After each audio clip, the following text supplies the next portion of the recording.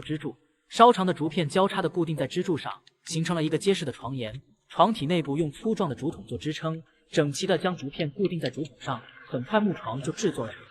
有了木床的庇护所，已然有了家的感觉。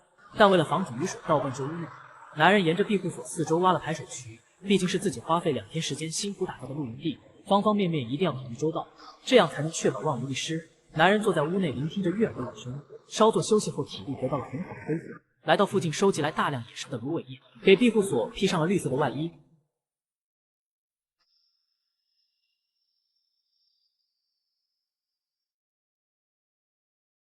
这样不仅起到了保暖作用，还增加了庇护所的隐秘性。毕竟360度无死角透光，睡在里边难免会有一些小娇羞。用竹片将芦苇叶固定好后，此时的庇护所从外观上看似乎有点像头盔，可旋转的一侧不就是头盔前面的挡风玻璃吗？不管像什么